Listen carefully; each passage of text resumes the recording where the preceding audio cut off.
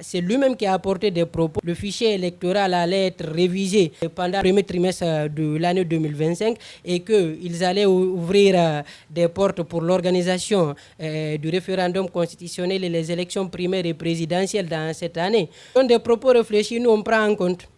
Donc ça ne vous rassure vraiment pas du tout? Ça ne rassure pas, ça ne rassure pas. Nous sommes presque au dernier trimestre de l'année, même le référendum constitutionnel n'a pas été organisé. Alors aujourd'hui, dites-moi sincèrement, qu'est-ce que vous attendez de lui?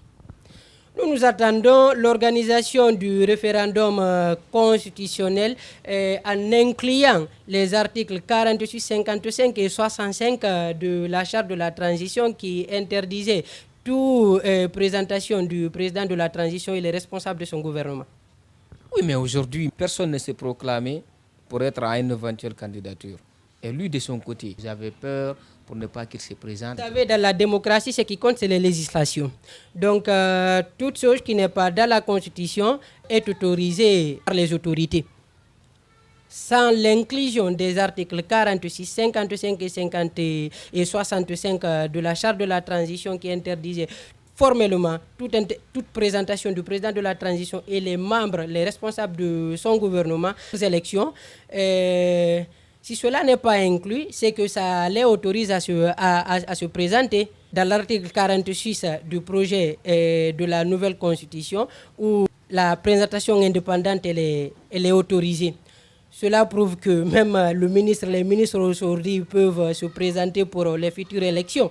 Ça sera de la pagaille. Parlez de cette nouvelle constitution. Est-ce que d'après vous, passer de 5 à 7 ans, c'est normal pour un pays qui est en voie de développement? Non, je ne crois pas.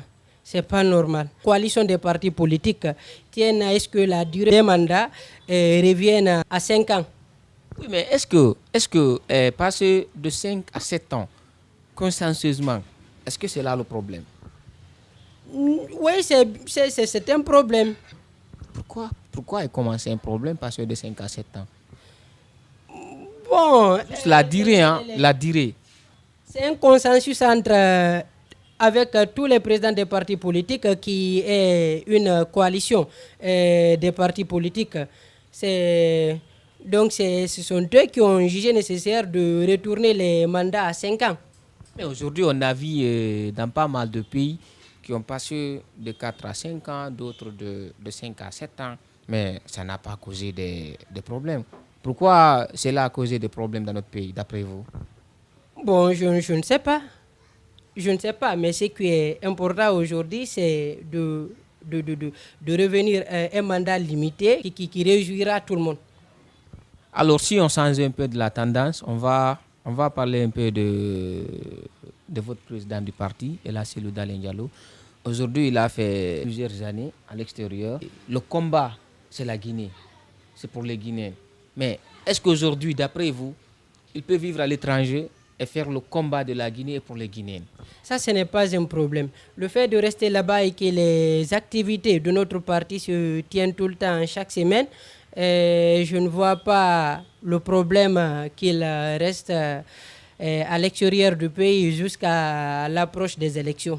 Oui, mais pensez-vous que, par exemple, si l'organisation de notre congrès. Oui, mais pensez-vous, par exemple, s'il était présent durant toutes ces dernières années d'absence, est-ce que s'il était là, beaucoup de choses allaient vraiment se passer devant lui et puis qu'il reste à rien dire s'il était là?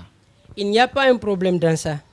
Aujourd'hui, là où il est, presque dans chaque mois, c'est le seul président du parti qui est à l'extérieur et qui s'exprime lors des assemblées de son parti.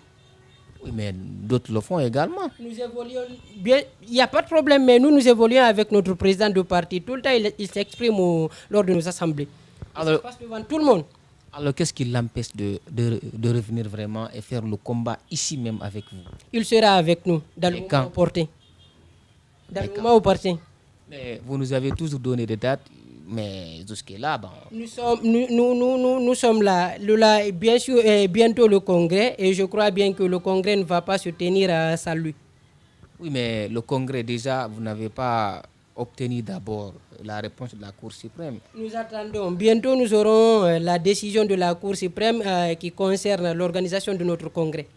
Oui, mais c'était prévu à 2 semaines. Ça devrait quand même, la réponse devrait se donner à partir du 17. Mais là, nous sommes aujourd'hui le 23. Il y a eu un décalage, c'est au niveau de la Cour suprême, pas au niveau de notre parti. Je ne sais pas s'il s'agit d'une administration qui est gérée par les autorités du CNRD.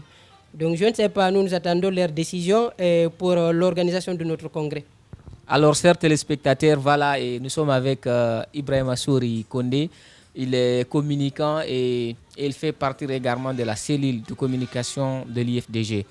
Alors, Monsieur Ibrahim, quel est votre rétroviseur avec tout ce qui se passe aujourd'hui dans notre pays? C'est le gouvernement en place. Est-ce que c'est tous les Guinéens? Je crois bien que la transition aujourd'hui, ce qu'il a envoyé, c'est la bonne conduite de la démocratie. L'ancien régime qui était là, ce sont des personnes qui ont quand même changé la constitution et sont passées par un référendum constitutionnel pour pouvoir s'octroyer un 3e mandat. Il est venu dans ce but. Et lui, son motif, c'était la restitution de la démocratie. Une bonne démocratie, puisque le 3e mandat n'était pas quelque chose d'autorisé dans la constitution. Et sur lui, le monsieur, il est là, il veut aussi reproduire les mêmes erreurs du passé. Ce n'est pas quelque chose de bon pour l'avenir de notre nation. Mais si vous parlez de bonne gouvernance et qu'il y a des choses derrière qui ne sont pas encore réglées, est-ce que le mot gouvernance, entre guillemets, aura vraiment la place? Bien sûr, quand la démocratie elle est bien conduite par les autorités, il n'y aura plus rien qui ira au-delà de cela.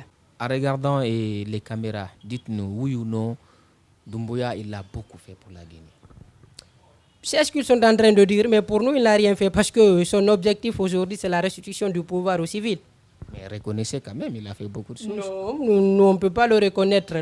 Son objectif, le motif de la transition, c'est le retour à l'ordre constitutionnel. Pour nous, il n'a rien fait. Alors, qu'est-ce que vous attendez de Doumbouya aujourd'hui en regardant les caméras? Nous le demandons d'organiser, de passer le référendum constitutionnel en incluant les articles 48, 55 et 65 de la charte de la transition, qui était un consensus entre lui et les acteurs politiques et la communauté internationale.